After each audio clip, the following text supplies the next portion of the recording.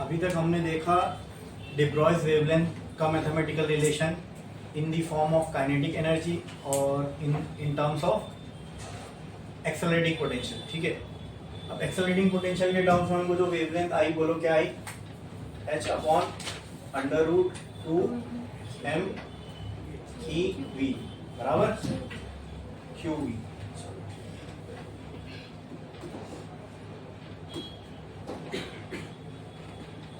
QV.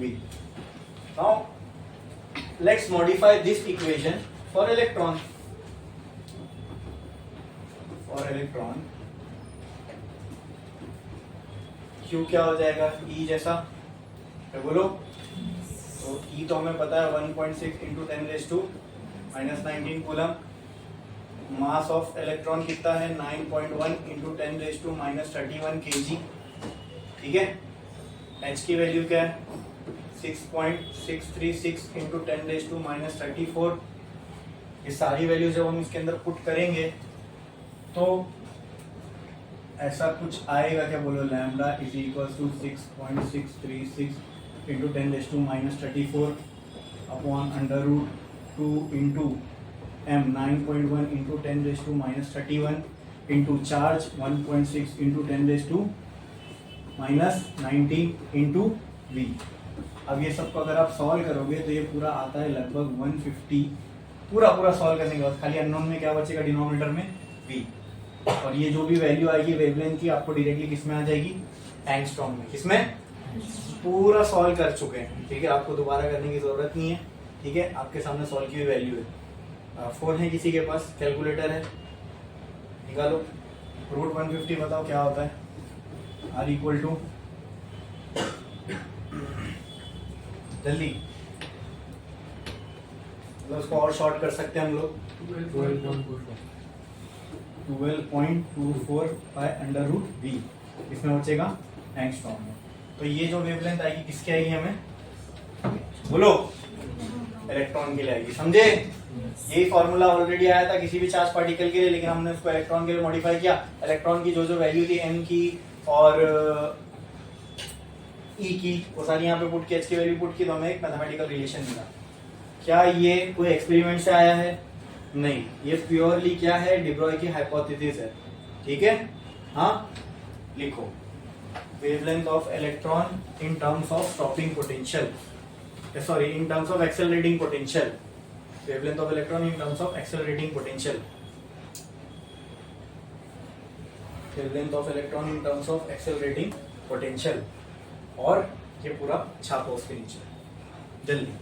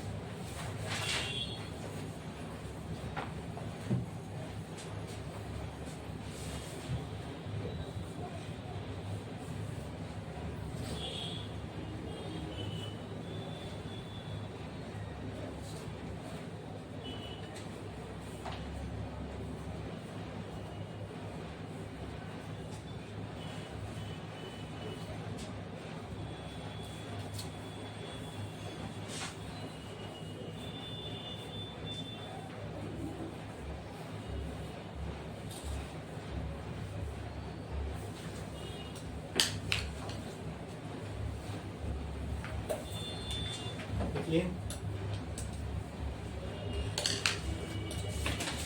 इसके कुछ time बाद दो साइंटिस्ट आए जिनका नाम था deviation and Germer.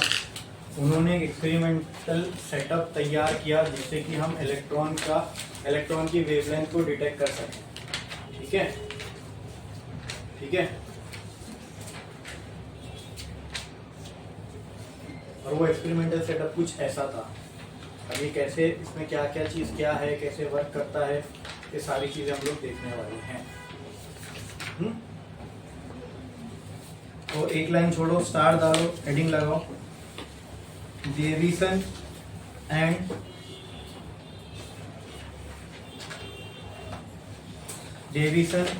Germer experiment, Davisson and Germer experiment to detect wavelength of electron, to detect wavelength of electron, to detect wavelength of electron.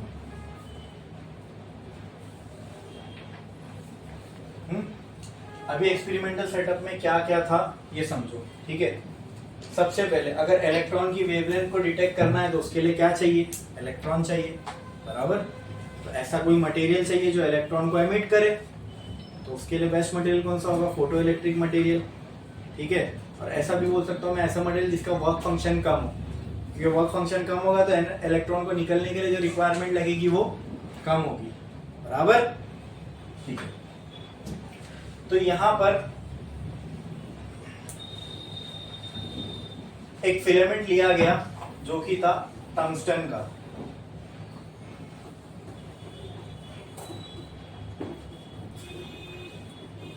क्यों, क्योंकि जब इसको हीट करेंगे तो इससे एनर्जी निकलेगी, वो एनर्जी किसके काम आएगी, इलेक्ट्रॉन्स को एनर्जी शेल से बाहर निकालने के लिए। इलेक्ट्रॉन को क्या चाहिए होती है, एनर्जी चाहिए होती है एमिट होने के लिए। एमिट होने के लिए एनर्जी कहां से मिलेगी, टंगस्टन फिलामेंट को हम हीट करेंगे, और ये टंगस्टन फिलामेंट को हीट करने के लिए आप देखो यहां से हमने ये टंगस्टन फिलामेंट को हीट करोगे तो इसके वजह से इलेक्ट्रॉन्स को क्या मिलेगी, एनर्जी मिलेगी, और इलेक्ट्रॉन जो है वो एनर्जी पाके अपने आउटर मोस्ट शेल से बाहर निकल के क्या हो जाएंगे, फ्री। अब जब वो इलेक्ट्रॉन फ्री हो गया, अब उसको आप यूज कर सकते हो। अगर उसको आपने कोई पॉजिटिव चार्ज दे दिया तो वो इलेक्ट्रॉन कहां भागेगा, उस पॉजिटिव चार्ज की तरफ भागेगा, ठीक है। इसके लिए देखो हमने क्या किया है, एक और चीज हमने ये कि टंगस्टन फिलामेंट को तो हीटिंग के लिए यूज किए, इसके ऊपर हमने बेरियम ऑक्साइड की कोटिंग कर दी। क्या कर दी, वो कोटिंग को मैं यहां बना रहा हूं यहाँ पे, ठीक है। ये कोटिंग किसकी है, बेरियम ऑक्साइड। अब देखो ये तो हम जो डायरेक्ट जो सक्सेसफुल रिजल्ट था वो पढ़ रहे हैं। ऐसा एक बार में इनको ये सारी चीजें तो समझ में नहीं आई होगी कि यहाँ बेरियम ऑक्साइड ही लेना है, या इतना वोल्ट लेना है, या वो मटेरियल लेना है। 100 चीजें उन्होंने ट्राई एंड एरर करी होगी, तब जाके उन लोग एक पर्टिकुलर सेटअप पे आके फिक्स हुए होंगे कि हाँ ये सेटअप हमें एकदम 100% जो हमें चाहिए वो बता रहा है। क्लियर है? तो यहाँ पे उन्होंने यूज किया बेरियम ऑक्साइड। क्यों यूज किया, क्योंकि इसका वर्क फंक्शन कम है। वर्क फंक्शन कम है तो क्या होगा, इलेक्ट्रॉन को निकालने के लिए जो एनर्जी की रिक्वायरमेंट है वो क्या होगी, कम होगी। तो इसी टंगस्टन के ऊपर बेरियम ऑक्साइड की कोटिंग कर दिए तो टंगस्टन हीट होगा, वो हीट से बेरियम ऑक्साइड के इलेक्ट्रॉन को एनर्जी मिलेगी। अब कम से कम एनर्जी चाहिए उनको निकलने के लिए, तो एनर्जी लेके वो फ्री हो जाएंगे। अब वो फ्री हो गए, अब इनकी एक बीम बनाना है। इलेक्ट्रॉन एक लाइन में से निकलते हुए मिले आपको, ऐसे गोली जैसे, ऐसे इलेक्ट्रॉन की बीम बनाना है। तो हमने क्या किया, ये इलेक्ट्रॉन का सोर्स है, इसको नेगेटिवली चार्ज कर दिया। ऊपर बहुत ही हाई वोल्टेज बैटरी से हमने इसको कनेक्ट कर दिया। बोलो क्लियर है? हाँ, इसका और उस बैटरी का नेगेटिव टर्मिनल किसके, इलेक्ट्रॉन के सोर्स से कनेक्टेड है, और एक पॉजिटिव टर्मिनल है जो यहाँ पे एक ट्यूब से कनेक्टेड है। इसको बोलते हैं कॉलीमेटर। क्या बोलते हैं? कॉलीमेटर का सिंपल मतलब समझ लीजिए, बहुत सारे एक्सपेरिमेंट में आपको देखने को मिलेगा, इसका शेप अलग हो सकता है। Collimator is something which is used to make a beam of anything. जैसे यहाँ पे इलेक्ट्रॉन की बीम बनाना है हमको, तो उसको वो बीम बनाने का काम जो करेगा उस पार्ट का नाम है कॉलीमेटर। कॉन्सेंट्रेट कर देता है इसको, ठीक है। जैसे एग्जांपल ले लो कि अब यहाँ से इलेक्ट्रॉन तो निकल गए, इलेक्ट्रॉन ही का हमें वेवलेंथ निकालने, इलेक्ट्रॉन तो निकल गए, लेकिन इलेक्ट्रॉन निकल के जाएंगे कहाँ, कहीं भी थोड़ी। अगर इलेक्ट्रॉन कहीं भी उड़ रहे हैं तो इसको जो हमें डिटेक्ट करना है, इसको जो स्टडी करना है वो हम प्रॉपरली कर नहीं पाएंगे। अगर हमें इलेक्ट्रॉन की वेवलेंथ को स्टडी करना है तो हमें एक इलेक्ट्रॉन की प्रॉपर बीम चाहिए, तो हम उस बीम को कहीं पे रिफ्लेक्ट करवा सकते हैं, रिफ्रैक्ट कुछ और भी कोई चीज कर सकते हैं, ठीक है। बट अगर इलेक्ट्रॉन यहाँ वहां कहीं भी जा सकते तो है छोटे छोटे पार्टिकल, उनको हम इतनी इजीली डिटेक्ट तो कर नहीं सकते। लेकिन हाँ, एक इलेक्ट्रॉन की बीम अगर कहीं से निकल रही है तो अगर हम उसको रिफ्लेक्ट करवा सके, डिफ्रैक्ट करवा सके, इंटरफेयर करवा सके, तो ये सारे तो लाइट के फिनोमिना है ना। बट वो होने के लिए लाइट जैसी इसकी बीम भी चाहिए। सिंगल सिंगल पार्टिकल यहाँ वहां उड़ते रहेंगे तो उससे हमारा इनका जो एक्सपेरिमेंट है वो सक्सेसफुल नहीं हो पाएगा। तो उनकी रिक्वायरमेंट थी कि क्या हमको क्या चाहिए, इलेक्ट्रॉन की बीम। अब वो बीम बनाने का जो काम करता है दैट इज कॉलीमेटर। ये जो यहाँ वहां इलेक्ट्रॉन मान लो भाग रहे हैं, जैसे मान लो इलेक्ट्रॉन यहाँ से निकला, इधर है, इधर है, इधर है, ठीक है। अब इसको हमने बहुत ही high voltage, high terminal voltage की बैटरी के साथ कनेक्ट कर दिया तो होगा क्या, ये दिख रहा है आपको, इसका जो पॉजिटिव साइड है ये की से कनेक्टेड है। जितना इस की को मैं यहाँ लेके जाऊंगा उतना ये ज्यादा पॉजिटिवली चार्ज होता जाएगा। जितना ये ज्यादा पॉजिटिवली चार्ज होगा इतना ज्यादा ये इलेक्ट्रॉन इसकी तरफ अट्रैक्ट होगा। तो जैसे मान लो यहां से जैसे इलेक्ट्रॉन निकला जुप, जैसे इलेक्ट्रॉन निकला जुप, कहां जाता रहेगा। अभी एक छोटा सा होल है यहाँ पे, ठीक है, ये ओपनिंग ही छोटी दी है इसमें, इलेक्ट्रॉन तो छोटा सा पार्टिकल है, उसके लिए इतनी सी ओपनिंग भी बहुत बड़े टनल जैसी हो गई। तो यहाँ अगर करोड़ों इलेक्ट्रॉन है, इनको बाय नेचर इलेक्ट्रॉन किसकी तरफ अट्रैक्ट होगा, पॉजिटिव चार्ज की तरफ अट्रैक्ट होगा। और यहाँ दिख रहा है आपको, यहाँ पे हमने इसको इससे कनेक्ट करके जब ये की को यहाँ लेके जाएंगे तो इस कॉलीमीटर को हमने बहुत ज्यादा पॉजिटिव चार्ज कर दिया। अब इलेक्ट्रॉन यहाँ पे निकल के बिखरे हुए हैं, ये इलेक्ट्रॉन बाय नेचर किसकी तरफ अट्रैक्ट होंगे, पॉजिटिव की तरफ, ठीक है। और यहाँ पे पॉजिटिव चार्ज किसके पास है, कॉलीमीटर के पास। अब कॉलीमीटर को हमने बनाया ऐसी है कि उसमें एक ही छोटी सी ओपनिंग दी हुई है। अब ये सारे इलेक्ट्रॉन उस ओपनिंग में घुस जाएंगे, बोलो क्लियर है। अब इतनी हाई वेलोसिटी है इनके पास, तो इसी ओपनिंग से यहाँ पे ये पार होके यहाँ पे हमको क्या मिलेगी, इलेक्ट्रॉन की एक बीम निकलती हुई मिलेगी। बोलो क्लियर है, अरे बोलो क्लियर है, समझ में आया, ठीक है। अब इस बीम को हमें अभी एकदम सामने एक निकल की प्लेट है, किसकी प्लेट है ये,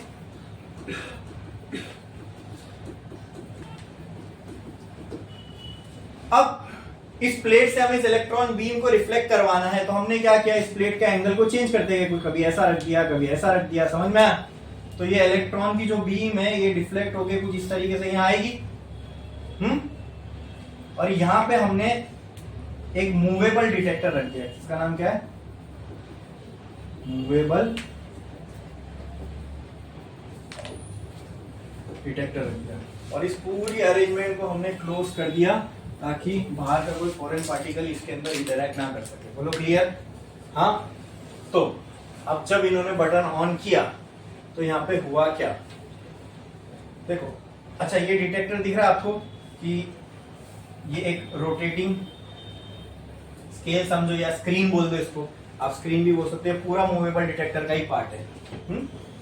अब ये जो आपको स्क्रीन दिख रही है, इसके ऊपर ये डिटेक्टर को हम ऐसे ऐसे मूव कर सकते हैं, हाँ। और इस डिटेक्टर के पीछे क्या लगा है दोस्तों, गैल्वेनोमीटर। आपको समझ में आ रहा है, अगर इलेक्ट्रॉन इधर आएगा तो पता कैसे चलेगा आया, गैल्वेनोमीटर डिफ्लेक्ट होगा तो समझ में आ जाएगा कि इलेक्ट्रॉन यहां पहुंचा है। समझे कि नहीं समझे। तो ये एक्सपेरिमेंटल सेटअप समझ में आया कैसे इलेक्ट्रॉन को डिटेक्ट किया जा रहा है, हाँ। अब वो इलेक्ट्रॉन तो वहां दिखेगा नहीं बीम बनते हुए आते हुए, हाँ, लेकिन यहाँ पहुंच रहा है इलेक्ट्रॉन, ये हम पुष्टि कर सकते हैं, ये वेरीफाई कर सकते हैं। वो कैसे, गैल्वेनोमीटर लगाया ना इधर, गैल्वेनोमीटर अगर डिफ्लेक्ट होगा तो अगर मान लो मैंने डिटेक्टर को यहाँ लेके चला गया और यहाँ पर भी गैल्वेनोमीटर डिफ्लेक्ट हुआ, मतलब यहाँ इलेक्ट्रॉन आ रहा है। अगर यहाँ लेके चला गया, यहाँ भी गैल्वेनोमीटर डिफ्लेक्ट हो तो यहाँ भी इलेक्ट्रॉन आ रहा है। अगर यहाँ लेके चला गया, यहाँ भी इलेक्ट्रॉन गैल्वेनोमीटर डिफ्लेक्ट हो, मतलब यहाँ भी इलेक्ट्रॉन आ रहा है। बोलो क्लियर है। अब इन लोगों ने क्या किया, अलग इसके अलग अलग एंगल, ये जो एंगल दिख रहा है, ये इस एंगल को नाम दिया गया फाई, ठीक है। वो जो रिफ्लेक्टिंग एंगल है इलेक्ट्रॉन बीम का टुवर्ड्स डिटेक्टर, दिख रहा है। अब अलग अलग वोल्टेज पे, अलग अलग एंगल पे इन्होंने ये पूरा एक्सपेरिमेंट को परफॉर्म किया। तो इनका जो ऑब्जर्वेशन था वो हमें समझना है क्या था, क्लियर, ठीक है।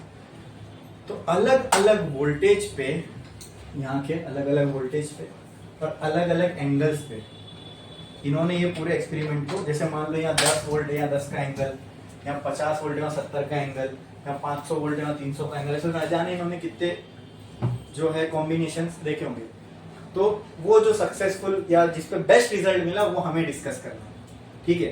तो इन्होंने देखा कि at something between 44 to 66 volt, ये रेंज के अंदर जो यहाँ पे इनको इलेक्ट्रॉन का डिटेक्शन मिला वो सबसे अच्छा मिला, यानी ज्यादा से ज्यादा इलेक्ट्रॉन यहाँ पहुंच रहे थे, क्योंकि पूरा पूरा एक्सेलरेटिंग पोटेंशियल है ना, तो इसके इलेक्ट्रॉन की एनर्जी में इसका भी बहुत बड़ा रोल है। जितने यहाँ पे पोटेंशियल ज्यादा होते हैं इलेक्ट्रॉन की एनर्जी ज्यादा होगी। लेकिन हाँ, इनको जो बेस्ट रिजल्ट मिला, मतलब डिटेक्टर ने जो ज्यादा से ज्यादा इलेक्ट्रॉन डिटेक्ट किया वो इस रेंज में किया, ठीक है। और एकदम बेस्ट रिजल्ट इन्हें मिला at 54 volt and phi equal to 50 degree में। समझ में आ रहा है ना, फाई का एंगल यहां से ऐसे ऐसे वेरी हो रहा है।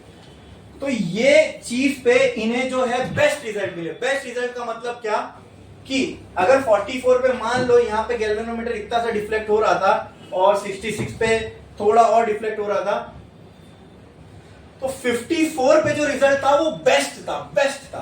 बेस्ट का मतलब कि सबसे ज्यादा इलेक्ट्रॉन जो यहाँ पे डिटेक्ट हुए वो कितने डिग्री पर हुए, at phi equal to 50 degree and voltage equal to 54 volt. अब समझो, लेकिन एक अजीब सी बात दिखी इन लोगों को, वो क्या थी? अब इमेजिन करो, अब तक ये एक्सपेरिमेंट होने से भी पहले तक इलेक्ट्रॉन क्या था, क्या माना जाता था? क्या? पार्टिकल। अब पार्टिकल जैसी कोई चीज है आपके पास, ठीक है, वो सामने दीवार है, उसको मैंने मारा, बॉल जैसे ही समझ लो कुछ है, मारा, क्या होगा? बाउंस हो गया, कहीं तो डिफ्लेक्ट होगा, ठीक है। ये मैंने ऐसी एक प्लेट रखी, ऐसी। अब इस बॉल को मारा तो यहाँ कहीं आएगा, बराबर। यहाँ पे मैंने रख दिया ये फोन, नहीं समझे, डिटेक्टर है। एक बॉल मारा, इस पे लगा, ये फोन पे आके टकराया, ठीक है। कितनी जगह टकराएगा फोन पे? कितनी जगह टकराएगा? सीधी सी बात है, सिंपल है भाई।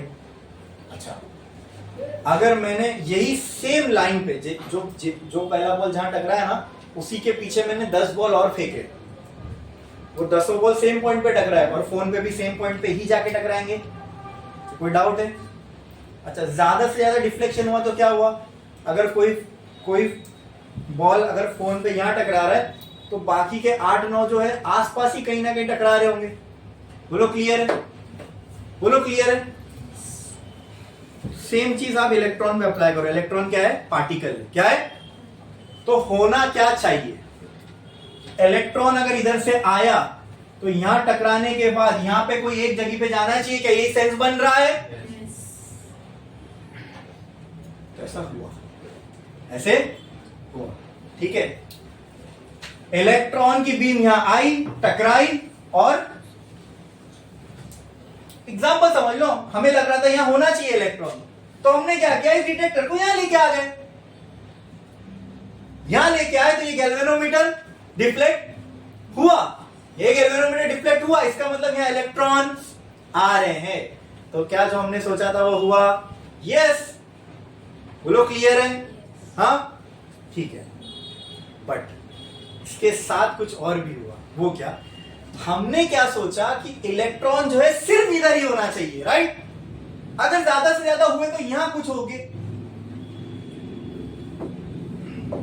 अगर ज्यादा से ज्यादा इलेक्ट्रॉन डिफ्लेक्ट भी हुए, वहां से आने वाले डिफ्लेक्ट इलेक्ट्रॉन अगर यहां आके बिखरे भी तो कुछ यहां होंगे, कुछ यहां होंगे, कुछ यहां होंगे, कुछ यहां होंगे, इसी के करीब करीब में। समझ में आ रहा है? बोलो क्लियर है? ठीक है। लेकिन हुआ क्या, हमारी सोच क्या कहती है, अगर पार्टिकल जैसी कोई चीज है तो वो टकराने के बाद कोई एक जगह पे आके बाउंस होना चाहिए ना। ये बाउंस यहां से बाउंस हुई, बाउंस होने के बाद यहां अगर आएगी तो कोई एक जगह पर ही हिट करेगी ना, कि हजारों जगह करेगी? बताओ।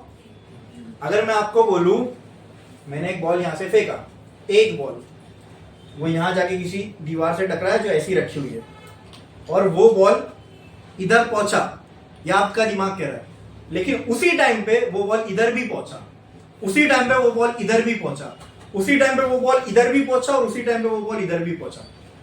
क्या एग्री करोगे आप? भाई मैंने एक ही तो बॉल फेंका, वो बॉल टकराने के बाद यहाँ पे एक ही जगह पे मिलना चाहिए। जैसे मान लो मैंने बॉल पे, या सिंपल बोलो, बॉल को मैंने कलर में डुबाया और यहाँ पे ऐसी कोई एक प्लेट थी, उस प्लेट पे मारा तो यहाँ पे एक छापा बनेगा, और वो छापा बनने के बाद यहाँ पे बॉल आएगा। यहाँ पर भी मैंने एक प्लेट रख दी, यहाँ पे कितने छापे देखने को मिलेंगे इस प्लेट पे? एक। मैं क्या बोल रहा हूँ, लेकिन जैसे ये बॉल इधर आया, जैसे ये बॉल इधर आया, यहाँ पे यहाँ पे यहाँ पे यहाँ पे यहाँ पे यहाँ पे ऐसे मुझे 15 से 20 छापे मिले। बीच जहां मैं सोच रहा था वहां छापा सबसे ज्यादा डार्क था, मतलब सबसे ज्यादा कलरफुल था। जो भी कलर मैंने डाला था उसकी इंटेंसिटी सबसे ज्यादा वहां थी। जैसे जैसे दूर जा रहा हूं वो छापे की जो इंटेंसिटी है वो कम होती जा रही है, कम होती जा रही है। मतलब वो छापा जो दिख रहा है ना वो मुझे लाइट लाइट होता हुआ दिख रहा है। बोलो क्लियर है? लेकिन उसी टाइम पे क्या ये सेंस बन रहा है कोई पार्टिकल चीज के लिए? क्या कोई पार्टिकल जैसी चीज के लिए सेंस बन रहा है कि मैं एक बॉल फेंक के मारूं, वो बाउंस होने के बाद जहां टकरा रहा है वहां पे उसके 10 छापे बन रहे हैं? ऐसा होना चाहिए? होना चाहिए? नहीं। चलो ठीक है, लेकिन इलेक्ट्रॉन के साथ कुछ ऐसे ही हो रहा है। जहां हमने सोचा था वहां तो इलेक्ट्रॉन मिला, ठीक है, यानी सबसे ज्यादा इलेक्ट्रॉन यहां इस वोल्टेज पे, इस एंगल पे डिटेक्ट हुए, और हमने सोचा इस एंगल पे यहां पे सबसे ज्यादा इलेक्ट्रॉन डिटेक्ट होने चाहिए, हुए।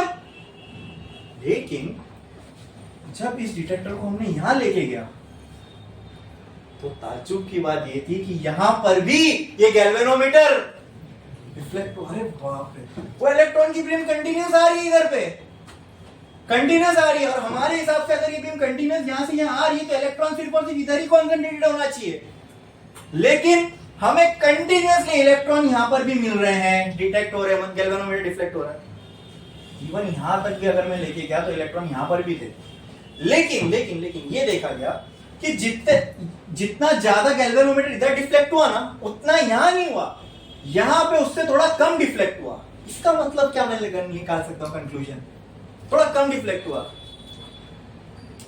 अरे बोलो गैल्वेनोमीटर यहां तो इससे थोड़ा यहां कम डिफ्लेक्ट हुआ, मतलब मैं क्या बोल सकता हूं? हाँ क्या? जोर से बोला करो यार, बोलो। यस, वहां यहां मैं बोल सकता हूं कि इलेक्ट्रॉन्स यहां पे थोड़े इस यहां के मुकाबले कम पहुंच रहे। अच्छा, नंबर्स में इलेक्ट्रॉन का कम होना कहने से intensity of electron is less here, okay. फिर मैं यहां गया तो यहां पर भी मुझे गैल्वेनोमीटर डिफ्लेक्ट होता हुआ मिला। पहली बात, ऑन दी फर्स्ट प्लेस यहां इलेक्ट्रॉन होना ही नहीं चाहिए था, ये हमारी सोच कह रही थी। वो मिला हुआ अलग बात है, कितना है इंटेंसिटी कम ज्यादा है वो बात की बात है। ऑन दी फर्स्ट प्लेस यहां पे इलेक्ट्रॉन होना चाहिए ही नहीं, लेकिन यहां पर भी जब मूवेबल डिटेक्टर लेके गए तो वहां पे भी गैल्वेनोमीटर डिफ्लेक्ट हुआ। अच्छा, यहां पे गैल्वेनोमीटर इससे कम डिफ्लेक्ट हुआ, इसका मतलब हाँ, इलेक्ट्रॉन की इंटेंसिटी यहां से यहां पे कम है। अच्छा, ऐसा सिर्फ यही साइड नहीं हुआ, जहां मैक्सिमम इंटेंसिटी मिल रही थी उसके इस तरफ भी लेके गए तो ऐसे ही कुछ सिनेरियो यहां भी देखने को मिला। और यहां बीच बीच में इलेक्ट्रॉन थे ही नहीं। मतलब क्या मैं बोल सकता हूं, यहां इलेक्ट्रॉन की इंटेंसिटी 0, यहां इलेक्ट्रॉन की इंटेंसिटी 0, यहां मैक्सिमम, यहां 0, यहां कुछ होंगे, यहां कुछ होंगे। कैसा लग रहा है ये? हाँ नहीं, मुझे इंटरफेरेंस ऐसा नहीं लग रहा है, क्योंकि इंटरफेरेंस में तो हर जगह इंटेंसिटी सेम होती थी। याद करो, पैटर्न इंटरफेरेंस ऐसा है, लेकिन इंटरफेरेंस में ठीक है, इंटरफेरेंस आपने सही कहा, गलत नहीं, ठीक है। लेकिन अच्छा, उसको और क्लियर करता हूं मैं, डबल स्लिट जैसा दिख रहा है या सिंगल स्लिट डिफ्रैक्शन जैसा दिख रहा है? हाँ, डबल स्लिट जैसा दिख रहा है, लेकिन डबल स्लिट में तो जो इंटेंसिटी थी वहां लाइट थी, इलेक्ट्रॉन नहीं था, लाइट थी। लेकिन लाइट की इंटेंसिटी सेंटर में सबसे ज्यादा थी, बाजू में भी उतनी थी, उसके बाजू में भी उतनी थी, उसके बाजू में, इसलिए याद है ना ग्राफ सेम बना था, है ना? ये किस जैसा दिख रहा है? ऐसा कुछ दिख रहा है क्या? सेंटर की सबसे ज्यादा, फिर कम, फिर कम, फिर कम, फिर कम। डबल स्लिट में तो ऐसा बनी थी इंटेंसिटी, याद है? हाँ हाँ, आप मुझे बताओ, ये डबल स्लिट का है, ये सिंगल स्लिट डिफ्रैक्शन का है, तो ये फिनोमिना कैसा दिख रहा है? डिफ्रैक्शन। तो कहना चाहिए डिफ्रैक्शन जैसा। फिर डिफ्रैक्शन में ऐसा होता है when light bends from shadow region. Diffraction में ये होता है कि सेंट्रल लाइट सबसे ब्राइट बनती है, उसके बाद वाली उसके बाद लाइट होना ही नहीं चाहिए था, वहां शैडो रीजन में तो लाइट होना ही नहीं चाहिए था, लेकिन वहां भी लाइट मिली। लेकिन मिली तो कैसी मिली, सेंटर से थोड़ी कम बाजू में, पहले डार्क फिर थोड़ी कम इंटेंसिटी वाली लाइट बाजू में, फिर डार्क फिर कम इंटेंसिटी वाली लाइट बाजू में, फिर डार्क फिर कम। अरे यहाँ इलेक्ट्रॉन के साथ क्या हो रहा है, जहां इलेक्ट्रॉन मिलना चाहिए था वहां तो मिला, लेकिन जहां नहीं मिलना चाहिए था वहां भी मिला। और कैसे मिला, डिक्रीजिंग इंटेंसिटी में। ऐसी सेम सिनेरियो हमने कहां देखा था, डिफ्रैक्शन में, बराबर। ओके, पर डिफ्रैक्शन हो इसके लिए लाइट का क्या होना जरूरी है, क्या होना जरूरी है, means if we have to explain diffraction we can only explain it when something is wave. जैसे वहां लाइट का डिफ्रैक्शन हो रहा था, ऐसे यहां पे आपको किसका डिफ्रैक्शन होते हुए दिख रहा है, क्या लग रहा है, मैं बोल रहा हूं इसलिए मत मानो, उसमें कुछ डाउट है, क्वेश्चन है तो पूछो, मैं बोल रहा हूं इसलिए नहीं, आपको भी लग रहा है क्या वैसा होता हुआ यहां, ये जो भी मैं आपके सामने बोल रहा हूं ये उनकी फाइंडिंग्स है, उनको ऐसा दिखा, तो उनको जो दिखा वो मैं जब मैंने आपके सामने रखा कि आपको लॉजिकली ऐसा लग रहा है कि यहां पे इलेक्ट्रॉन का डिफ्रैक्शन हो रहा है, बिकॉज जहां इलेक्ट्रॉन होना चाहिए था वहां इलेक्ट्रॉन मिला, वहां सबसे ज्यादा मिला, जो हमारी सोच थी वो ठीक थी, लेकिन जहां नहीं होना चाहिए था वहां भी मिला, और कैसा मिला, डिक्रीजिंग इंटेंसिटी पे। तो ये तो सिर्फ डिफ्रैक्शन जैसा कुछ लग रहा है फिनोमिना। अच्छा, ये डिफ्रैक्शन में हो किसका रहा है, या लाइट है, नहीं, ये किसका डिफ्रैक्शन हो रहा है, अरे क्या बात है, फिर से बोलो, अपनी जबान पर यकीन हो रहा है, किसका डिफ्रैक्शन हो रहा है, फिर से बोलो, किसका, अब आप भी खुद बताओ, कोई अगर इलेक्ट्रॉन डिफ्रैक्शन कर रहा है, can you explain diffraction of anything bye considering it's particle nature, ये तो हमने करके देख चुके लाइट के साथ, हो ही नहीं सकता एक्सप्लेन। तो अगर इलेक्ट्रॉन डिफ्रैक्ट हो रहा है, जो कि रियलिटी है, एक्सपेरिमेंटल प्रूफ है हमारे पास होता हुआ दिखा, अगर इलेक्ट्रॉन डिफ्रैक्शन कर रहा है, it can only be possible if electron is a, बस खत्म, यहां पे इलेक्ट्रॉन का कौन सा नेचर साबित हो गया, क्योंकि रियलिटी में होता हुआ दिख रहा है ना इलेक्ट्रॉन डिफ्रैक्ट, समझ में आया। तो यहां से हमने कंक्लूड कर दिया, डिब्रॉय भाई की जो हाइपोथेसिस थी उस पे यहां पे थप्पा लग गया, भाई की बात को मतलब क्या बोलते हैं, पर मिल गए, यानी उसकी बात सच साबित हो गई यहां से कि इलेक्ट्रॉन जो पार्टिकल नेचर का माना जाता है, जो मैटर में फंडामेंटल चीज है, मतलब मैटर फंडामेंटली बना है इलेक्ट्रॉन से, वही चीज का नेचर बदल गया। तो अब मैटर क्या है, वेव है, क्योंकि फंडामेंटली मैटर जिस चीज से बना है वो वेव है, तो क्या मैटर भी वेव है, फिर मैटर वेव याद करो, डिब्रॉय ने जो कहा था मैटर भी वेव है, मैटर वेव, हाँ वो तो पहले ही बोल दिया उसने, मैटर वेव है, ठीक है। तो क्या ये समझ में आया किस तरीके से, अब यहां से क्या इलेक्ट्रॉन का वेव नेचर साबित हो गया, यस, साबित हुआ, यस। अब मजे की बात, तो नोबेल प्राइज क्यों मिला डिब्रॉय को, वो बात आ गया समझ में, ठीक है। एक्सपेरिमेंट से क्या कंक्लूड हो समझ में आया, हमें इलेक्ट्रॉन क्या होता हुआ मिला यहाँ पे, डिफ्रैक्ट, क्या होता हुआ मिला, तो उससे हमने कंक्लूड किया कि इलेक्ट्रॉन के पास कौन सा नेचर भी है, तो क्योंकि यहाँ इलेक्ट्रॉन फिर कैसे भी है, इलेक्ट्रॉन अगर डिफ्रैक्ट हो रहा है तो सिंपल भाई, कोई चीज डिफ्रैक्ट हो रही है, इसको हम एक्सप्लेन तभी कर सकते हैं जब वो चीज वेव हो, है ना। मैंने कहा ना, बॉल का एक जगह पे आना और 10 जगह छापा बनाना, ये एक्सप्लेन किया ही नहीं जा सकता अगर वो पार्टिकल है तो। अब अगर मैं बोलूं यहाँ से कोई एक पानी की लहर आ रही है, वो लहर आके यहाँ पे फैल गई और हर जगह पेपर पे, तो वो बात ट्रू है, ये हो सकता है, हाँ ये वो वेव नेचर की कोई चीज ऐसी जा सकती है, हो सकता है, लेकिन कोई चीज को पार्टिकल मान के डिफ्रैक्शन हो, ये हो नहीं सकता। ये बात हमने ऑलरेडी इस्टेब्लिश कर चुके हैं लाइट के साथ, लाइट को हमने वेव माना तभी उसका डिफ्रैक्शन एक्सप्लेन हो पाया। उसी तरह यहाँ पे किसका डिफ्रैक्शन हो रहा था, इलेक्ट्रॉन का, तो वो तभी एक्सप्लेनेबल है जब इलेक्ट्रॉन क्या हो, वेव हो।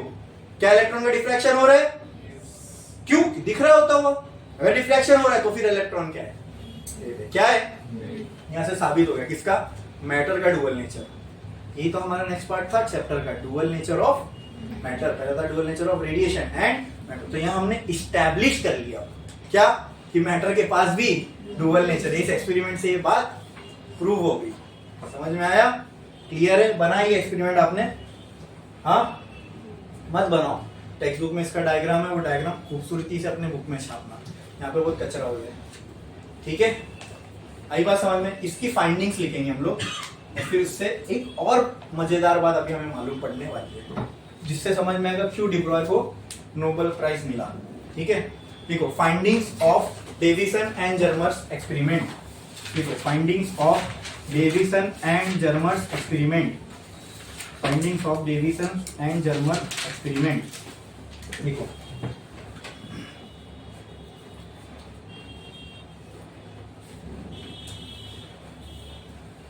देखो क्या किए, कैसे किए, क्या क्या apparatus है, सब कुछ समझ में आया ना सबको? बोलो Yes.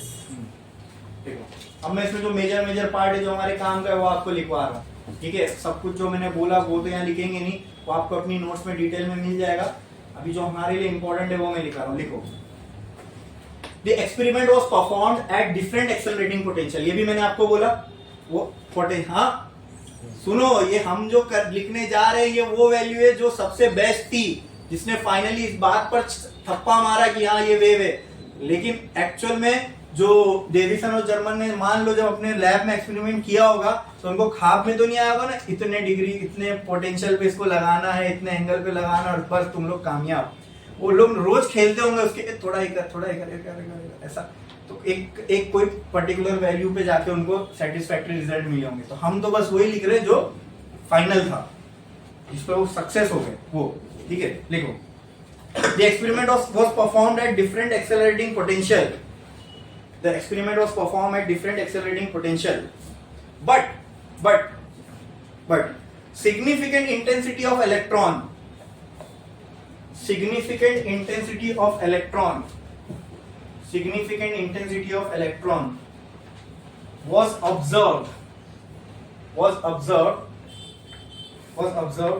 around 44 volt to 68 volt, 44 volt to 68 volt.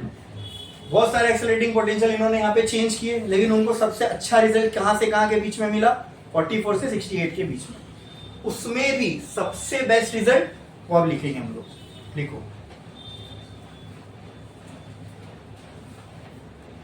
The best results for the intensity, next point लिखना, the best result for the intensity of electrons were observed the best intensity for क्या लिखा मैंने? The best result for the intensity of electron were observed at accelerating potential V, at accelerating potential V equal to 54 volts, at accelerating potential V equal to 54 volts and phi equal to 50 degree, and phi equal to 50 degree, and phi equal to 50 degree। अब ये दोनों value उन्होंने use की और उसको use करके, ध्यान से सुनना, अब डिब्रॉय को नोबेल प्राइज मिलने वाला है, ठीक है। इसको ये जो वैल्यूज आई ना 54 और 5, इनको उन्होंने यूज किया। अच्छा, एक्सपेरिमेंटल सेटअप से विजुअली क्या प्रूव हो गया?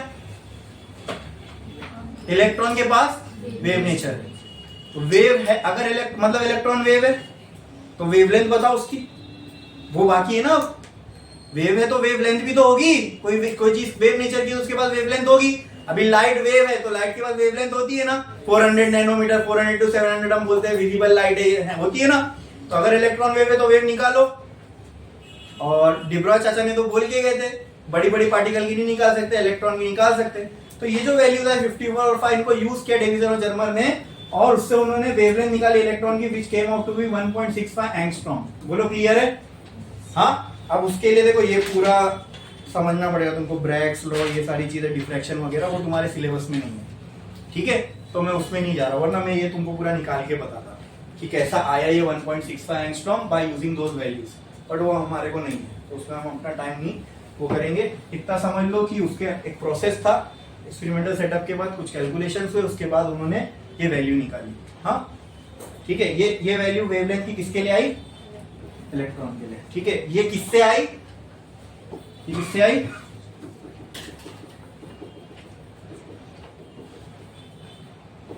एक्सपेरिमेंटली आई ना ये, एक्सपेरिमेंटली जो वैल्यूज आई वो यूज करके उन्होंने ये वेवलेंथ निकाली।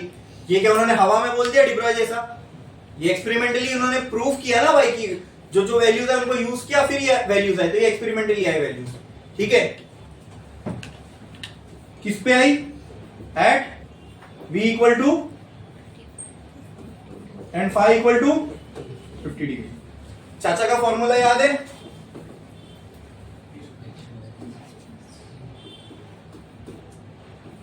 हाँ, ये कैसे आया था?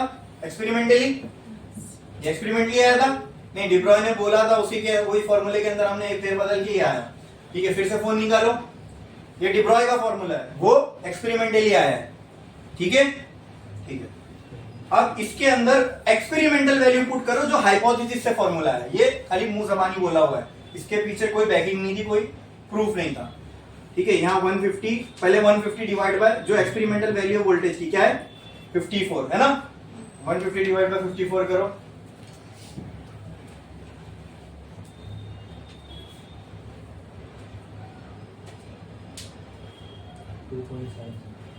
उसका रूट लो, 2.77 का रूट लो, क्या है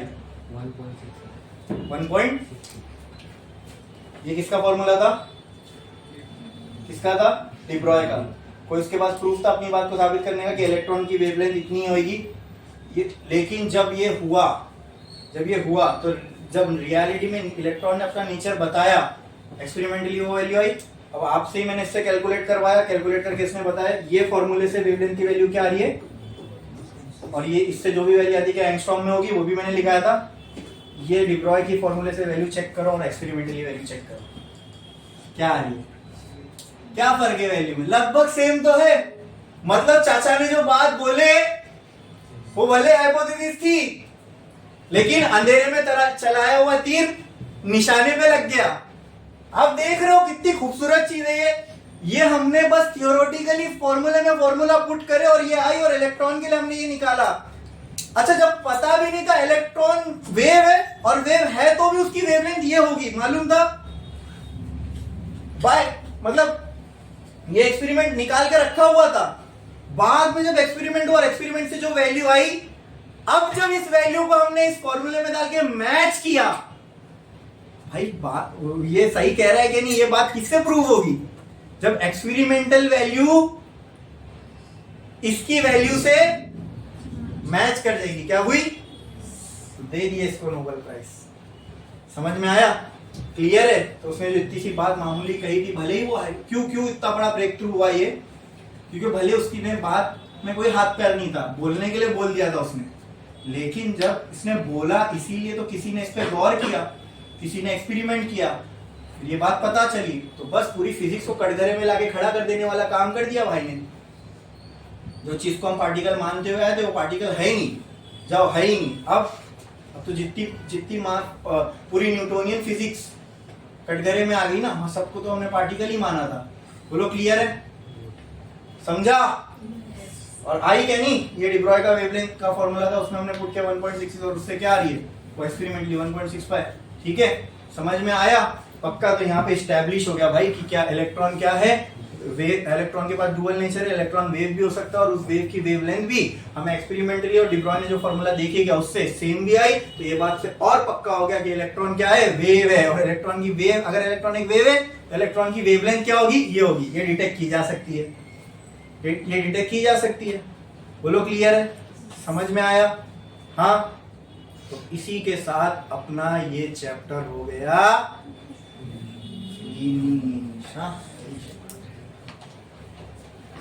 बंद मत करो, अब इसके है ना टाइम बचा हुआ है, मुझे लगा टाइम खत्म होने वाला है, तो हम लोग अब इसके न्यूमेरिकल्स करेंगे। हाँ, समझ में आया? तो इसी के वजह से मतलब ये समझो, ये जब मैटर का डुअल नेचर सामने आया ना, तो हमें समझ में आया वाकई में कि हम जो फिजिक्स को कंप्लीट साइंस मान रहे थे, ठीक है, हम वहीं आके खड़े हो गए जहां हम शुरू किए थे कि मैटर क्या है। इसका मतलब हमें ये समझ में आया न्यूटन के जो लॉ बाहरी दुनिया पे या बड़े बड़े ऑब्जेक्ट्स पे काम करते हैं, वो क्वांटम लेवल पे फेल हो जाते हैं। What is quantum? The smallest unit of a physical property like energy और चार्ज। कहना इसे electron is a quantum property of a matter. अभी भारी भारी वर्ड इस्तेमाल करने लग गया। इलेक्ट्रॉन क्या है? स्मॉलेस्ट नहीं, electron is a quantum property of a matter. ठीक है, ऐसा लगेगा ना कोई, हाँ भाई साइंस के बच्चे हम लोग बात कर रहे। तो ये समझ में आया कि क्वांटम लेवल पे, ठीक है। अब जैसे मैंने बॉल का एग्जांपल दिया, तो बॉल फेंक के मारोगे तो ऐसा कुछ नहीं देखने को मिलेगा, तो बॉल तो एक ही जगह देखने को मिलेगा। लेकिन वही चीज जब हम इलेक्ट्रॉन के साथ कर रहे हैं तो अलग बिहेव कर रहा है। यानी यहां से समझ में आया कि क्वांटम लेवल पे जो हमारा वर्ल्ड है आसपास का, वो अलग ही काम करता है। वो ऐसा काम ही नहीं करता जैसी हमारी सोच के थी। अब न्यूटन की फिजिक्स को देखो, कोई चीज के पास वेलोसिटी है, फोर्स इधर से लगाए तो इधर जाएगी, ये दिमाग कहता है ऐसा होता भी है। हाँ, इसको किसी ने यहां से रोक दिया, रुक जाएगी, डिसेलरेट होगी, ब्रेक लगा दिया, हाँ वैसा होता भी है। तो वही सोच समझ के हमने आसपास की चीजें बनाई, कार, प्लेन, शिप, सब ऐसा हो भी रहा है। लेकिन क्वांटम लेवल पे चीज एकदम अजीब हो जाती है। जैसा हमारा दिमाग सोच रहा है ऐसा कुछ हो नहीं रहा है, मतलब वहां पे न्यूटन के लॉ फेल हो जाते हैं। बहुत बड़ी बात है ना। अरे भाई, एक दिग्गज जिसने ग्रेविटेशन यूनिवर्सल क्या बोलता है उसका लॉ क्या था, न्यूटन का यूनिवर्सल लॉ ऑफ ग्रेविटेशन दिया, एक बहुत बड़ी चीज को उसने एक्सप्लेन किया। उसकी इक्वेशन की वजह से प्लैनेटरी मोशन एक्सप्लेन हो पाए। ठीक है, लोगों ने दुनिया को समझने में उसका बहुत बड़ा योगदान रहा, और उसके लॉ फेल। इलेक्ट्रॉन का वेव नेचर आया, सब फेल।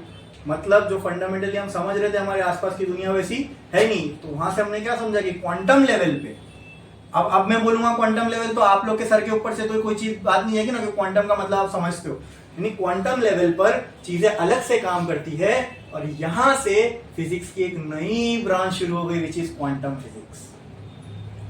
ठीक है, अब ये हमारे को दिखने वाली फिजिक्स नहीं है। क्वांटम फिजिक्स इसलिए भी बहुत लोगों के समझने में नहीं आती है क्योंकि ये सब बहुत छोटे लेवल पे फिनोमिना हो रहे हैं, वो हमें दिखती नहीं है।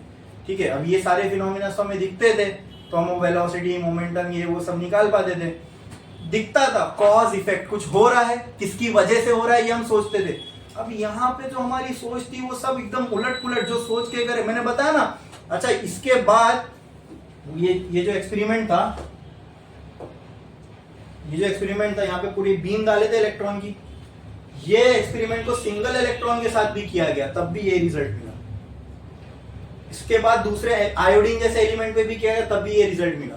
मतलब मैटर पूरा का पूरा डिफ्रैक्ट हो रहा है। ठीक है, तो यहां से फिर ये कहा ना मैंने, क्यों ये इंपॉर्टेंट था, क्यों नोबेल प्राइज मिला। सोच बदल दी ना भाई। मतलब क्वांटम लेवल पे सारे लॉस फिजिक्स के जो आज तक हम जो साइंस कंप्लीट मानी जाती थी, अब उसको शुरू से शुरू करना है, क्योंकि सब फेल। क्वांटम लेवल पे ये सब काम करेंगे ही नहीं। वहां से एक नई फिजिक्स की पूरी फील्ड चालू, दैट इज क्वांटम फिजिक्स। आज तक भी जो हम अभी देख रहे हैं, तो जितनी जो मेजर ब्रेक थ्रू हो रही है वो क्वांटम लेवल पे ही हो रही है। Quantum chips, AI, machine learning, ये सब पॉसिबल इसलिए हो पा रहा है क्योंकि चिप वो लेवल की बन रही है, और ये चिप के अंदर जो चीजें होती है ना, सब क्वांटम लेवल पे होती है। आपने सुने होंगे प्रोसेसर, किसी का प्रोसेसर 7 नैनोमीटर का है, 8 नैनोमीटर का है, अभी शायद 4 नैनोमीटर तक हम पहुंच गए चिप्स में। अब सैमसंग कोशिश कर रहा है 2 नैनोमीटर की चिप बनाना। नैनोमीटर समझते हो, 10⁻⁹ उतने लेवल की चिप बना के वो आपके फोन में फिट कर रहा है। क्या प्रिसीजन लगता होगा उसको मैन्युफैक्चर करने में, इतनी बारीक चीज को। वो सब लाइट से होता है, लेजर से होता है, क्योंकि मशीनें तो इतनी स्मॉल लेवल पे डिटेलिंग कर नहीं सकती है। इसके लिए भी जैसे बहुत बड़ी कंपनीज है अपनी दुनिया में, TSMC करके है, ताइवान सेमीकंडक्टर मैन्युफैक्चरिंग कंपनी। तो ताइवान की एक वाहिद कंपनी जो 90% वर्ल्ड के सेमीकंडक्टर सप्लाई को कन्वर्ट करती है। जो चिप आपके फ़ोन में लगती है ना, क्वालकॉम बनाता है, सैमसंग बनाता है, आईफोन बनाता है। इवन ट्रम्प ने TSMC पे सैंक्शन लगा के रखा है कि वो चाइना को अपनी एडवांस चिप नहीं बेच सकती। मतलब इतने पावरफुल है वो लोग। और ये चिप मैन्युफैक्चर करना, ये सब जो आपके फोन्स में यूज होती है, बेसिकली हर जितनी चीज़ आप ऑटोमेट होती हुई देख रहे हो ना, ये बिना चिप के हो नहीं सकते। और चिप के अंदर क्या लगाता है, कौन सा मटेरियल यूज होता है मालूम? वो चिप को पॉसिबल करने वाला मटेरियल क्या है मालूम है? सेमीकंडक्टर।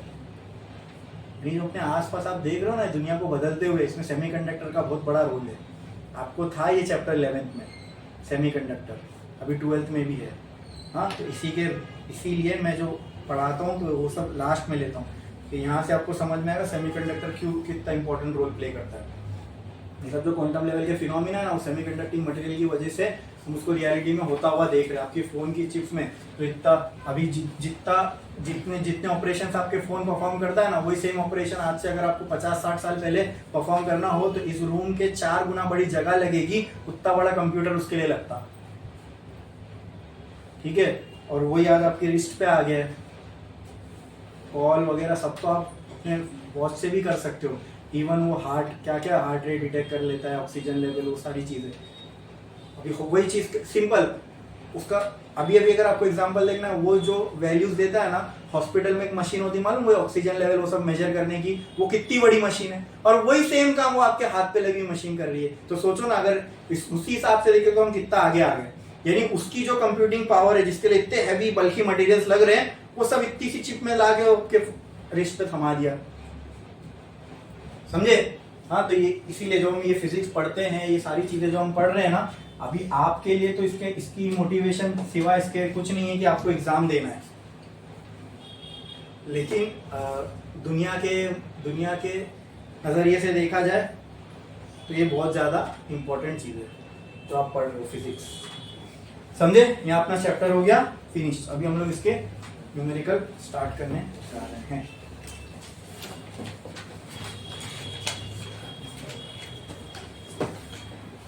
वो वैल्यूज लिखे आपने इसकी? नहीं ना? इसका एक लास्ट में ग्राफ है, ये मैं आपको बता देता हूँ। उसके फाइंडिंग्स के अंदर आप ये ग्राफ बना दो। इंटेंसिटी वर्सेस पाई, ऐसा 50 degree, 50 degree, 70 degree at 54।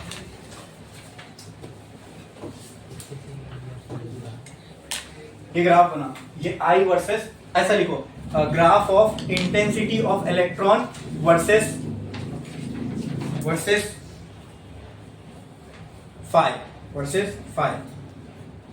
Phi angle क्या है? Angle of reflection of electrons. अब उतना बड़ा लिखने की जरूरत नहीं है, वर्सेस फाई। ठीक है, लिखा आपने? अब आपको एक ग्राफ में दिख रहा होगा, जैसे जैसे हम फाई की वैल्यू बढ़ा रहे हैं, एंगल बढ़ा रहे हैं, इंटेंसिटी यानी नंबर ऑफ इलेक्ट्रॉन्स बढ़ते जा रहे हैं, और एट 50 डिग्री हमें इंटेंसिटी क्या मिली? मैक्सिमम। और जैसे जैसे हम ये एंगल बदल रहे थे, वैसे वैसे हम ये वोल्टेज भी बदल रहे थे। तो जब हम 50 डिग्री पे और 54 वोल्ट पे आया तो हमें इंटेंसिटी क्या मिली? इसके बाद भी ऐसा नहीं, हमने उसके बाद भी उन लोग ने बढ़ा के देखा, लेकिन उसके बाद जब बढ़ाया एंगल 50 से ज्यादा तो इंटेंसिटी क्या होने लगी? कम। दिख रहा 70 पे इंटेंसिटी लगभग 30 जितनी हो गई। समझ में आया? तो ये ग्राफ उनकी फाइंडिंग्स में रहता, डेविसन एंड जर्मर की। ओके, ठीक है। तो अभी एक काम करो, आपकी वो निकालो टेक्स्ट बुक, उसके अंदर से हमें क्वेश्चन देखना है। मैं क्वेश्चन नंबर बताता हूँ, आप लोग बताना।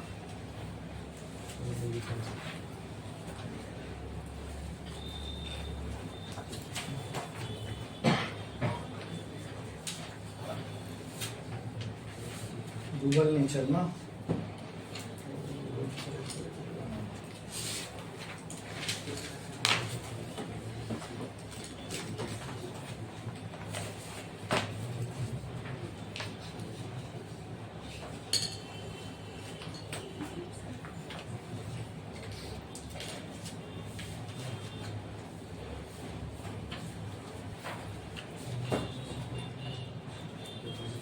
ये क्वेश्चन देखो, calculate the wavelength associated with an electron, it's momentum and speed. Question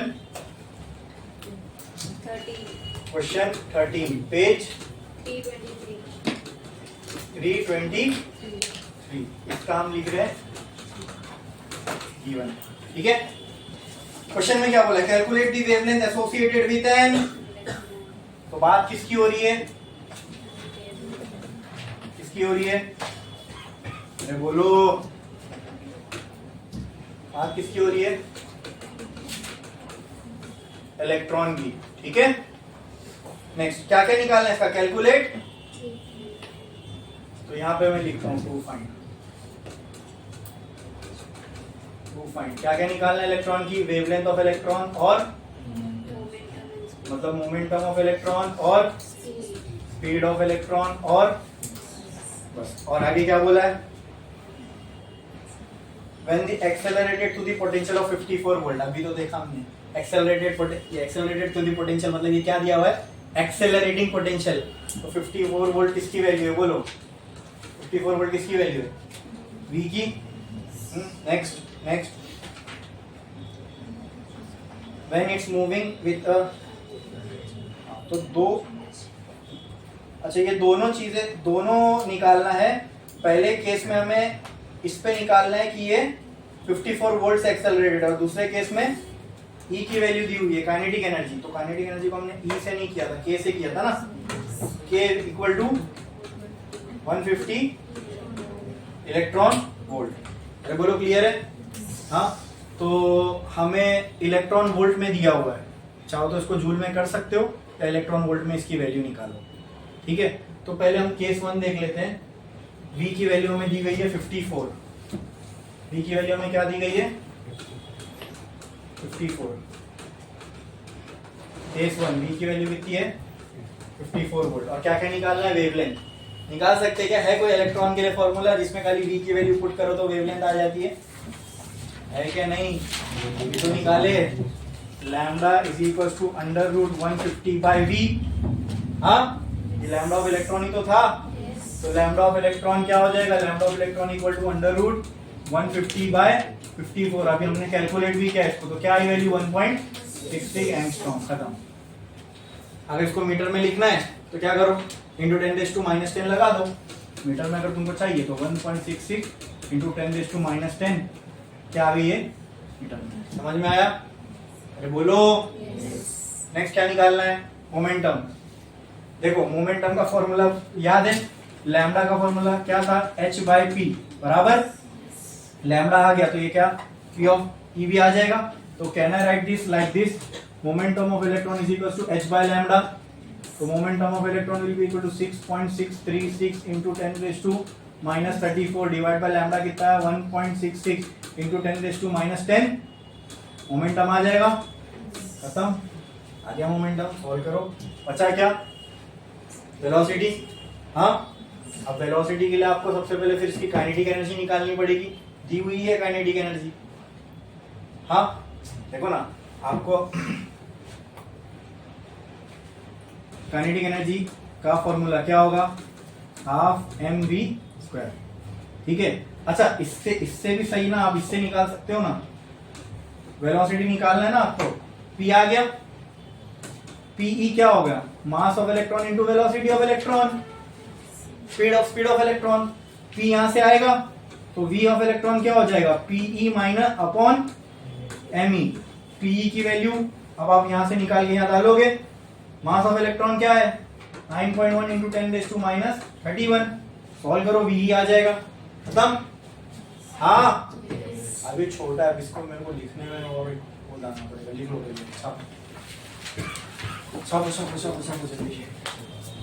जाएगा। तो बोलो फिर सेकंड केस भी तो सॉल्व करना है ना। हाँ, कोई बता सकते हैं सेकंड केस में काइनेटिक एनर्जी दी हुई है तो वेवलेंथ कैसे निकलेगी इलेक्ट्रॉन की, वेवलेंथ निकालना ना पहले, वेवलेंथ फिर PE फिर V, बहुत इजी है वो। क्या हमारे पास काइनेटिक एनर्जी के टर्म्स में वेवलेंथ का फॉर्मूला है, तो वो यूज कर लो ना। उसमें डायरेक्ट काइनेटिक एनर्जी की वैल्यू पुट करो, इलेक्ट्रॉन वोल्ट में आ जाएगी। करो पहले ये छापो फिर स्टार से।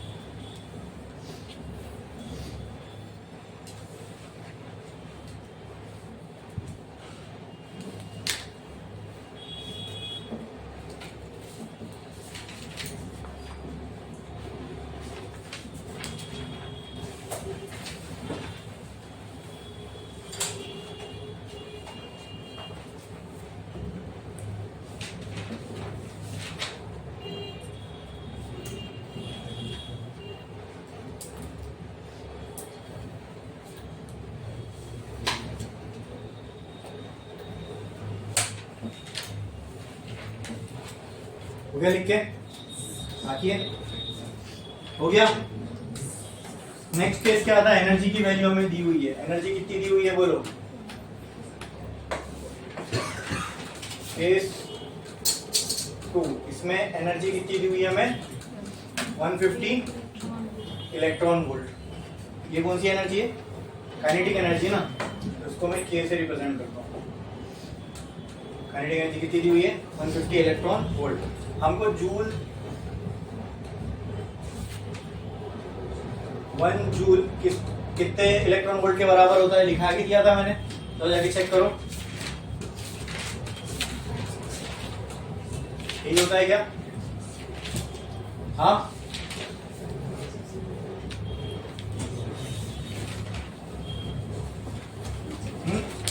तो अगर इसको हमें जूल में कन्वर्ट करना है तो क्या करना पड़ेगा, डिवाइड कर दो। 1 जूल में था, इलेक्ट्रॉन वोल्ट में जाना है तो मल्टीप्लाई करते थे, इसको से डिवाइड कर दो तो K कितना आ जाएगा बोलो 150 डिवाइडेड बाय E। क्या ये चार्ज ऑफ इलेक्ट्रॉन ही है, बोलो हाँ। 1.6 into 10 to the power of -19, ये किसमें आ गया जूल में। क्लियर, हमारे पास लैम्डा का फॉर्मूला क्या है बोलो, उसके टर्म्स में h upon under root 2m k। ठीक है, k की वैल्यू आ गई, k की वैल्यू आ गई, k की वैल्यू हम यहाँ पुट करेंगे, मास ऑफ इलेक्ट्रॉन मालूम है। हाँ, एक ये तरीके से कर सकते हैं, लेकिन ये कैलकुलेशन वाइज तुमको बहुत ज्यादा हेक्टिक पड़ेगा। उससे अच्छा मैं आपको एक तरीका बताता हूँ। काइनेटिक एनर्जी ऑफ इलेक्ट्रॉन दी हुई है ना, ठीक है, काइनेटिक एनर्जी ऑफ इलेक्ट्रॉन कितनी है 150 इलेक्ट्रॉन वोल्ट। हमारे पास ये फॉर्मूला है क्या, lambda is equals to h by electron के लिए। इलेक्ट्रॉन के लिए हमारे पास डायरेक्टली फॉर्मूला है, इलेक्ट्रॉन निकालना है हमें, तो ये फॉर्मूला है हमारे पास अंडर रूट 150 बाई वी। हाँ, मैं क्या करता हूं ना, अब काइनेटिक एनर्जी और इलेक्ट्रॉन वोल्ट को कन्वर्ट करने के हमारे पास फॉर्मूला है, याद है आपको, अगर याद होगा तो मैं आपको बताता हूं। Kinetic energy is equal to Q into V, याद है, ये फॉर्मूला हमने स्टैब्लिश करे थे थोड़े टाइम पहले। तो kinetic energy of electron is equal to E into V, ऐसा लिख सकता हूं, बोलो। ये क्यों आसान पड़ेगा, क्योंकि यहाँ पे देख रहे हो, यहाँ वोल्टेज की वैल्यू, यहाँ से भी वेवलेंथ आएगी, लेकिन ये बहुत लंबा चौड़ा कैलकुलेशन बैठेगा। अब ये वैल्यू यहाँ पुट करो, फिर मास की वैल्यू पुट करो, उसका रूट लो, फिर h से डिवाइड करो। ऑलरेडी हमारे पास इलेक्ट्रॉन का वो फॉर्मूला है ना, जिसमें खाली V की जरूरत है, और काइनेटिक एनर्जी से हम V निकाल सकते हैं। तो काइनेटिक एनर्जी हमें कितनी दी हुई है 150, हाँ अरे बोलो, डिवाइडेड बाय ये काइनेटिक एनर्जी किसमें है, इलेक्ट्रॉन वोल्ट्स में है, बराबर, हाँ। और यहाँ काइनेटिक एनर्जी की वैल्यू हमें क्या दी हुई है 150 डिवाइडेड बाय E करूं तो इससे मुझे क्या मिल जाएगा, V की वैल्यू मिलेगी, अरे बोलो। तो चार्ज क्या है, चार्ज क्या है 1.6 into 10 to the power of -19 coulomb. ठीक है, और ये जो एनर्जी हमें किसमें दी गई थी बोलो, इलेक्ट्रॉन वोल्ट में। तो इलेक्ट्रॉन वोल्ट से अगर हम 150 ऐसी समझ लो, 150 EV divide by E is equal to V। अभी मैं इक्वेशन के टर्म में समझा, यूनिट के टर्म में समझा रहा हूँ। ये समझ लो, यहाँ पे जब E की वैल्यू आप पुट करोगे, ये E कैंसिल होकर यहाँ पे क्या बचने वाला है 150 बचने वाला है। वो V की वैल्यू डायरेक्ट आप कहाँ पुट करो, वहां पे पुट करो, तो आपको क्या आ जाएगी लैम्डा ई। एक बार लैम्डा ई आ गया, उसके बाद मोमेंटम निकालना, तो मोमेंटम के लिए तो सेम ही है ना, lambda E is equal to h by P. फिर खाली लैम्डा को यहाँ भेजो, पी की वैल्यू क्या आ जाएगी बोलो h बाय लैम्डा ई। उसके बाद क्या बचता है वेलोसिटी, फिर वेलोसिटी के लिए फिर से p इक्वल टू क्या करोगे me इंटू वेलोसिटी बोलो स्पीड।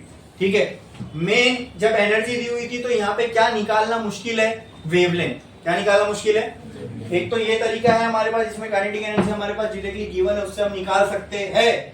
ठीक है, लेकिन ये थोड़ा सा हमें भारी पड़ जाएगा, तो इसके लिए हमने डायरेक्टली वाला फॉर्मूला यूज किया। इलेक्ट्रॉन के लिए फॉर्मूला ऑलरेडी है, लेकिन उसके लिए हमें क्या चाहिए एक्सेलरेटिंग वोल्टेज की वैल्यू, और एक्सेलरेटिंग वोल्टेज की वैल्यू हम लोग काइनेटिक एनर्जी से निकाल सकते हैं, समझे, E इंटू वी करके। बोलो क्लियर? लिखो ये।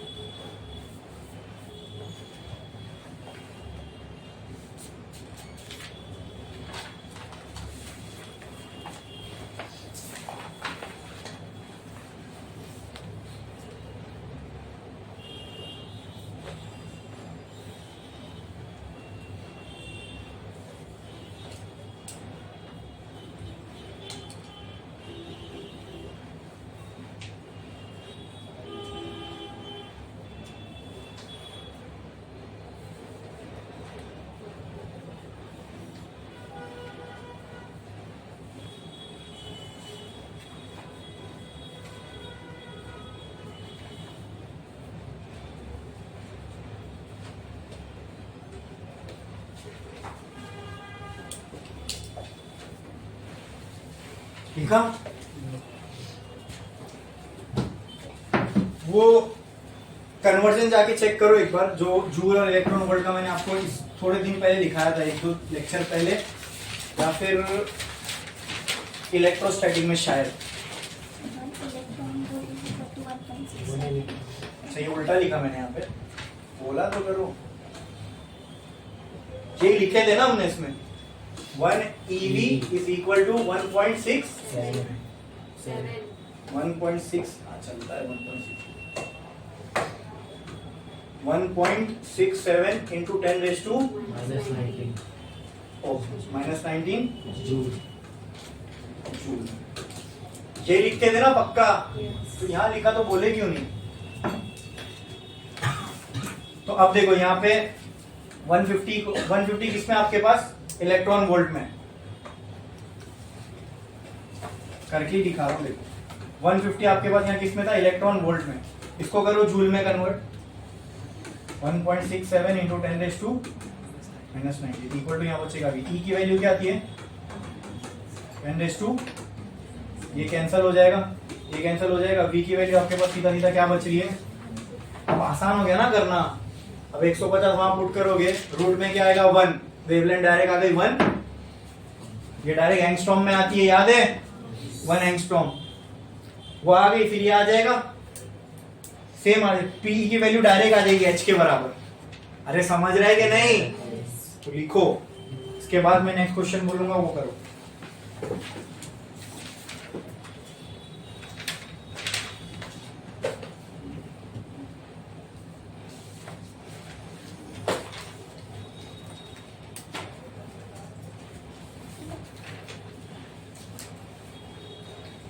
सर स्लाइड चेंज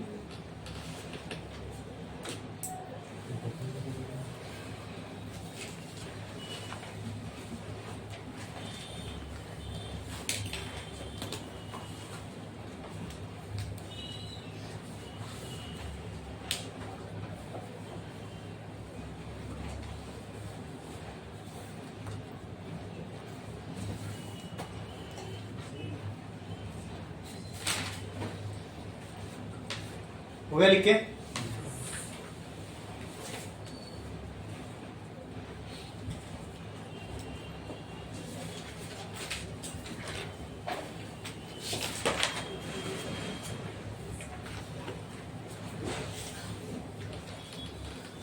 इसके बाद के अब जो भी क्वेश्चन है वो नेक्स्ट लेक्चर में करेंगे अच्छे से, ठीक है? एक क्वेश्चन भी लूंगा तो उसको करने के लिए 10 मिनट से ज़्यादा जाएगा। आज के लिए बस इतना ही।